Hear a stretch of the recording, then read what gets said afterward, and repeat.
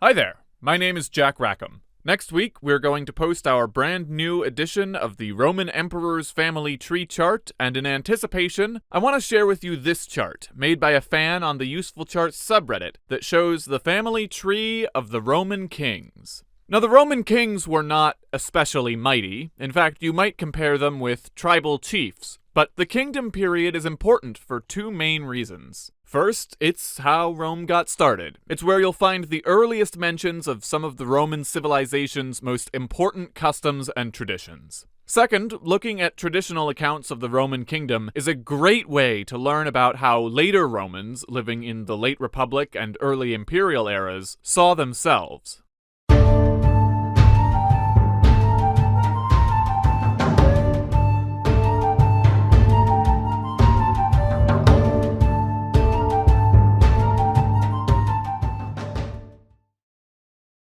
The kings of Rome fall into that murky spot between history and myth, which we call legend. We know that Rome was a kingdom, but a lot of these stories were probably invented by their descendants. We're not sure how many of these specific people really existed, or if they did all the things that tradition tells us they did. But we know what the authors who told their stories thought about them. But the top of the tree up here, that we can say for certain is mythical. The oldest human ancestor of the Romans is Ilus, the founder of Troy.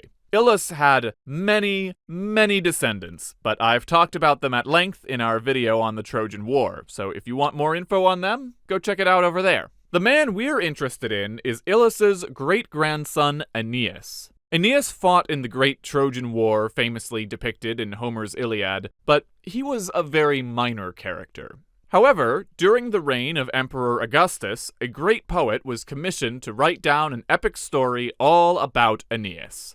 In that story, called the Aeneid, Aeneas escapes the doom of Troy with his father Anchises and his son Ascanius, and tries to find a new home. A lot of A names to keep track of, I know. At one point, he finds himself in Carthage and falls in love with Queen Dido. Unfortunately, the gods insist that Aeneas has not fulfilled his destiny and must carry on in his travels. He leaves, and a heartbroken Dido takes her own life, declaring an immortal hatred between Carthage and the sons of Troy, who would later become the Romans. Aeneas ends up settling in Italy, where he marries the princess of the Latins, eventually making him king of the Latin people. His son Ascanius built the city of Alba Longa from which to rule, and the title of king was then passed to Silvius Postumus, who was either a son of Aeneas and Lavinia or a son of Ascanius. There isn't much to say about any of the kings of Alba Longa in particular, except for King Aventinus, for whom the Aventine Hill in Rome is named. The same family reigned for many generations, passing on the crown from father to son. But that all changed when King Procas died. The throne was meant to pass down directly to Numitor, but he was ousted by his brother Amulius, who took power for himself. To make sure there was no one else left with a claim to the throne, he killed all of Numitor's sons and sent his daughter Rhea Silva to become a Vestal Virgin so that she could never have children. Except, well, she did have children. She was raped by Mars, the god of war, and gave birth to twins. Amulius ordered the newborn boys be killed, but instead they were left beside the banks of the Tiber River, nursed by a wolf, and taken in by the shepherd Faustulus and his wife Acca Larentia. When they reached adulthood, the brothers killed Amulius and restored Numitor to the throne. But rather than remain in Alba Longa, they decided to found a new city there by the Tiber where they had been abandoned as infants. Rome was named for Romulus. As for Remus, the two brothers couldn't decide on which hill to build their new city around, and Romulus ended up murdering Remus in a fit of rage. Rome became a refuge for fugitives, but Romulus wanted his city to grow for generations, and his band of criminals, escaped slaves, and colonists with nothing to lose were just about all men, and no one from the surrounding towns wanted to marry them. Romulus would solve that issue with a festival. Rome hosted a huge celebration and invited its neighbors, the Sabines, to participate. While the Sabine men were distracted by drinks and games, Romulus gave the signal, and the Romans abducted all of the Sabine women. A war followed in which the Sabines eventually appeared to overpower the Romans until who should appear on the battlefield but the Sabine women, led by Romulus's wife, Hersilia. They threw themselves in between the Romans and the Sabines and explained they were torn now between their love for their fathers and brothers who raised them and their husbands who kidnapped them. But it worked, and the Romans and the Sabines finally saw eye to eye, and Romulus and King Titus Tatius co-ruled both groups. So, technically speaking, Rome had 8 kings, not 7. When Tatius died, however, there was no new king to replace him, and Romulus ruled over both peoples alone until his own death in 716 BCE. But power in Rome did not lie solely in the hands of the king. Romulus had created the Roman Senate, an institution that would outlive even the Western Empire. Sources disagree on whether or not Romulus had any children, but even if he did, there was fierce disagreement in the Senate over who the next king should be. After a year of fighting, in which time the powers of the king were given to different senators for 5 days at a time, the leading men of Rome decided that the crown should be passed to Numa Pompilius, a son-in-law of the former King Tatius. Numa was in many ways the opposite of Romulus, and he knew it. He first turned down the offer, saying that Rome needed a king who could lead her armies, not the sort of quiet and pious man who had sworn off all luxury. But after continued pressure and favorable signs from the gods, he accepted. Numa is credited with creating the Roman calendar, the city's first temple to Vesta, and the office of the Pontifex Maximus, which you can think of as the closest thing to a Roman pope. As a matter of fact, the Catholic Pope is also called the Pontifex Maximus, but that's something that only started during the Renaissance, and is not actually a continuation of the ancient Roman institution, because at one point in time, the title was considered too pagan. Numa ruled for 43 years and was followed by Tullus Hostilius. Tullus Hostilius was the grandson of Hostus Hostilius, a close friend of Romulus, who is sometimes said to be married to Hersilia instead of or in addition to Romulus. The easy way to remember King Hostilius is to remember that he was hostile. For instance, it's said he ripped his enemies apart by tying them to chariots. He was the one who conquered Alba Longa by an agreement where he sent 3 Roman brothers to fight 3 Alban brothers. But the dictator of Alba Longa later betrayed Hostilius, and so Hostilius burned down the entire city, forcing many of its noble families to move to Rome and become Roman. Hostilius met his end at the hand of Jupiter's thunderbolt, but not for any of the cruelties he committed in his life, only because he had forgotten to properly practice his religious rituals. Or at least that's one version of the story. Another has it that Ancus Marcius and his supporters came to the king's house and struck him down with their swords, then burned the whole place down to ensure there would be no heirs. This time, the Senate called for an assembly of the people to determine the next king, and the man elected was Ancus Marcius, the grandson of Numa Pompilius through his mother, and the very first Pontifex Maximus through his father. He attempted to set things right with the gods so as not to be smited himself, and is otherwise known for continued warfare with Rome's neighbors, which, if you ask a Roman historian, was always done in self-defense, and only happened to have the benefit of expanding the kingdom's territory. Now this is the end of this red line, and if you look to the left, you'll notice that the death of Ancus Marcius in 617 BCE is the end of the early kingdom period, and the beginning of the late kingdom period. What's the difference? The first 4 kings we've talked about were all Latin people, regardless of whether they were originally Albans, or Romans, or Sabines. But from here on, the remaining kings are all Etruscans. Like the Latins, the Etruscans weren't a single state, but a civilization made up of many different city-states with a distinct language and culture. And while the Romans were Latin, Rome was founded just about on the border between where the Latins lived in the south and where the Etruscans lived in the north. So the Etruscans had an influence on Roman society. One really interesting way that happened, it's believed in the 500s BCE, a whole bunch of Etruscan cities transitioned from monarchies to oligarchic republics, just like Rome.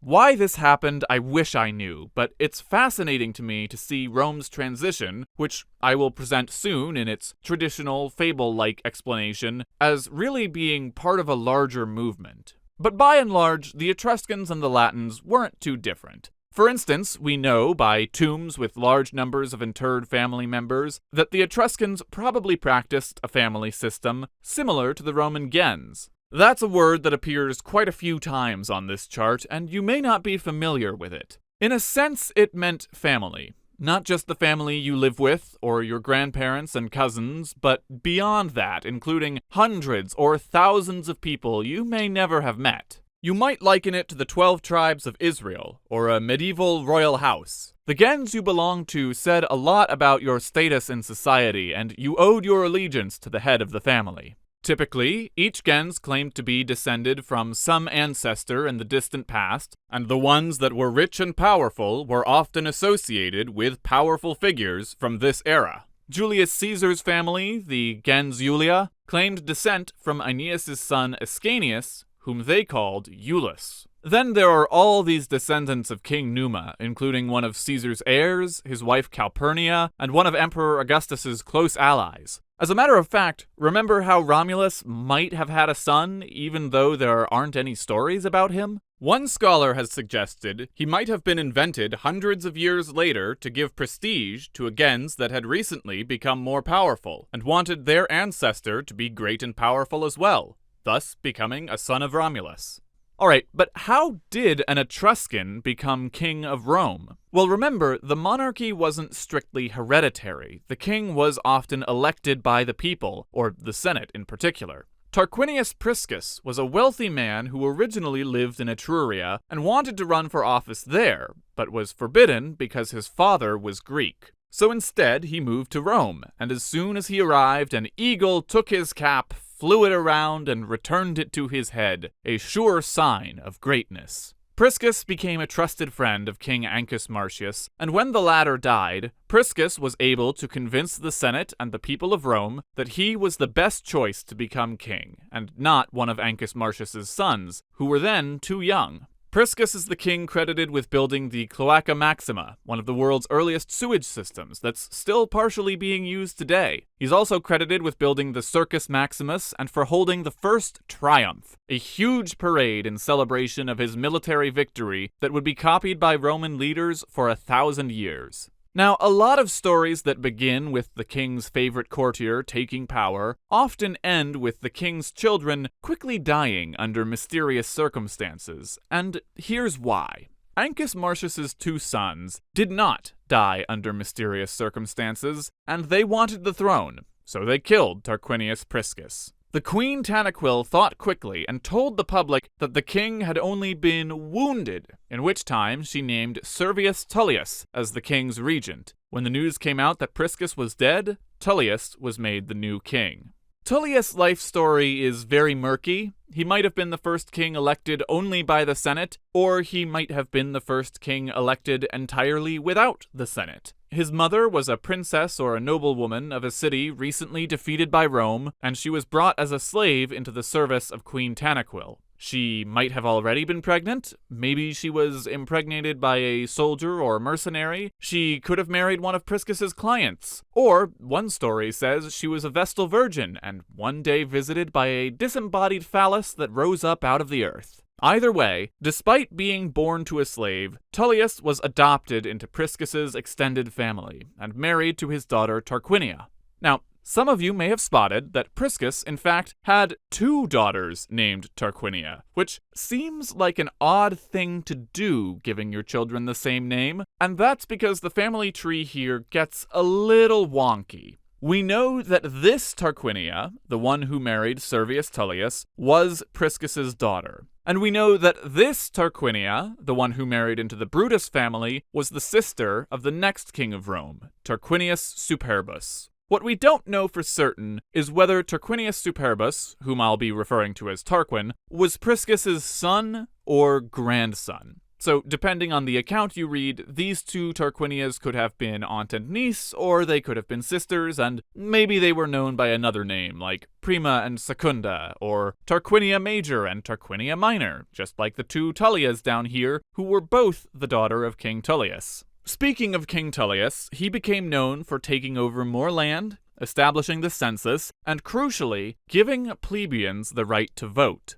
This actually didn't change very much, since the plebeian votes were counted for less, and they would only vote after everyone else had cast their votes, so in effect, they only voted if there was a tie. However, that was still a problem for Tarquinius Superbus. In the style of a true supervillain, the younger Tarquin killed his brother Arruns and his own wife, Tullia Major, with the help of his brother's wife, Tullia Minor. He then took armed soldiers and marched to the Senate House and sat on the king's throne. He lambasted Tullius for being born of a slave, receiving his power from a woman, and conspiring to take power away from the wealthy and encourage the poor to rise up. When Tullius arrived in the Senate chamber, the young Tarquin attacked him and threw him out onto the street, where he was set upon by Tarquin's men, and then run over by a chariot driven by his own daughter, Tullia Minor. Today, when we talk about power-hungry tyrants, we imagine Joseph Stalin, or maybe the Emperor Nero. For the ancient Romans, their boogeyman was Tarquin. Tarquin returned to his seat on the throne. He killed any senators he suspected of being loyal to the old king, and refused to consult with those he'd left alive. He killed those who spoke out against him by planting false evidence in their homes and accusing them of plotting an assassination, and unfortunately for the Roman people, his sons were no better. His son Sextus, in particular, seemed to inherit his father's treachery. When Tarquin was unable to defeat the city of Gabii, his son Sextus fled there. Eventually, he earned the city's trust and was placed in command of their soldiers. He sent a messenger back to Rome to ask Tarquin how best to tear the city apart from the inside. Tarquin spoke nothing, but continued walking through his garden, taking his stick and violently whacking off the heads of the tallest poppies. Sextus took the hint, put the city's leading men to death, and watched it fall. Sometime later, when Sextus's army was involved in a siege on another city, while things were at a stalemate, Sextus was present with a group of officers who get to talking about their wives and how much they miss them, and whose wife was the most virtuous. Well, Rome is still a very small kingdom at this point. As a matter of fact, this siege was taking place just about 20 miles away. So this group of men sneak back home and pay their wives a surprise visit one at a time. And it turns out most of them are attending banquets, spending time with their friends, enjoying themselves at home. Sextus's cousin, Lucius Tarquinius Collatinus, takes the men to his home, and they find his wife Lucretia and her handmaidens working their wool, doing their domestic duties, and all Sextus can think about is how much it would please him to force himself on her. He comes back to Lucretia a few days later and threatens to kill her if she refuses him sex. When still she refused, he told her how after he'd killed her, he would tell everyone how he'd caught her having an affair with a slave. Aghast at the shame such a story would bring her husband, she relents. But when Sextus had finished, Lucretia called for her husband Collatinus and her father Spurius. She gave them the truth, and charged them, on their worth as men, to take revenge on Sextus. Once they had so sworn, she stabbed herself to death in shame. I feel some small obligation to point out, while the story presents Lucretia as the ideal role model for women, the idea that a woman is first and foremost a servant to her husband, and Lucretia's dying declaration that no unchaste woman, even a victim of rape, can ever use her as an example of why they shouldn't be put to death, will, I hope, speak to the contrary for a modern audience. So, Collatinus and Spurius swore to kill Sextus, and furthermore, to oust the unpopular king and end the monarchy altogether. They were joined by two other men, Valerius and the real star of the show, Lucius Junius Brutus. Brutus had hated the king for years, ever since he killed his brother Marcus, but he's had to bite his tongue until now. Brutus convinces the people of Rome to revoke the king's right to rule, and instead they name for their rulers two consuls, Brutus and Collatinus. Now again, eagle-eyed viewers might realize there are actually 3 men on this chart who became consul in 509 BC, and that has to do with how on earth Brutus became the face of this rebellion. Even though Collatinus was Lucretia's husband, so hated were the Tarquins, and so fearful were the people of putting another one into power, that Brutus quickly compelled Tarquinius Collatinus to resign and live in exile, making Spurius the consul instead. It's a bit ironic given that Brutus was actually far more closely related to the king, but he was from a different gens. I'll also mention very briefly that Brutus had 2 sons, but he executed them when they were discovered to be supporting Tarquin. At this point, Tarquin had fled Rome to gather allies. Sextus, for his part, fled to Gabii, where he was quickly killed for his earlier betrayal. Tarquin's son Arruns killed Brutus in the Battle of Silva Arcia, but in the same moment, Brutus had speared the prince as well. Despite losing their leader, it was the Roman Republic that prevailed. Tarquin's final attempt to reclaim the throne came at the Battle of Lake Regillus, which the Republic only narrowly won, and Tarquin and his remaining son Titus, they lived the rest of their lives in a comfortable exile by virtue of their connections to other nearby kings. Tarquin and Brutus both would leave their mark on Rome for centuries to come. For Tarquin's part, while he's remembered as a thoroughly evil king, he just may have saved Rome from collapse, at least in a sense. According to tradition, Tarquin visited an oracle who offered him 9 books of prophecy at a price only a king could pay. Tarquin said the price was too steep and she burned 3 of the books, offering 6 books at the original price. Tarquin asked her to reconsider, and again she burned 3 of the books, offering the final 3 at the original price. Tarquin took the deal. These books, the Sibylline books as they're known, were kept in a secret location and entrusted only to a handful of protectors, usually men who had served at the highest levels of public office. They were only consulted a handful of times every century, such as when Hannibal crossed the Alps to invade Italy, because while they didn't contain specific visions of the future, they held the only rituals that could intercede for the Romans before the gods in the face of total calamity. The books are said to have been destroyed in 405 CE, just 5 years before the city was sacked, and mere decades before the fall of Rome in the West. As for Brutus, the republic he founded would survive for nearly 500 years, when it would be bookended by his distant descendant, Marcus Junius Brutus, the most famous of Caesar's assassins, who began the chain of events that culminated in the creation of the Roman Empire. We hope to see you here again soon when we reveal our brand new Roman Emperor's family tree chart, and until then, thanks for watching.